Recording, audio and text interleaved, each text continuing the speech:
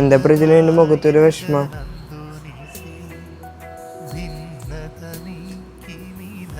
നീ ഇങ്ങോട്ട് വന്നേ, നമുക്ക് പുറത്തു പോയി സംസാരിക്കാം.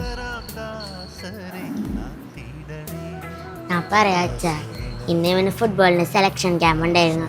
അതിനൊന്ന് പോവാൻ പറ്റിയില്ല, അതിന്റെ വിഷമ. അച്ഛൻ ഞങ്ങള് ചേട്ടൻ പറഞ്ഞതാ വിഷമിക്കണ്ടെന്ന്. ചേട്ടന് വിഷമം മാറിയില്ലേ? അതാണ് ഇത്ര വലിയ കാര്യം. അതൊക്കെ മാറൂടാ, നീ ഇങ്ങോട്ട് വന്നേ. കിട്ടുമെന്ന് വെച്ച സെലക്ഷൻ ആയിരുന്നു, പക്ഷെ ക്യാമ്പിന് പോവാനും പറ്റിയില്ല.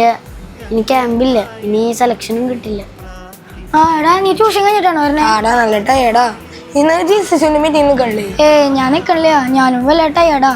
നമ്മുടെ പ്രജ്വലല്ലേ?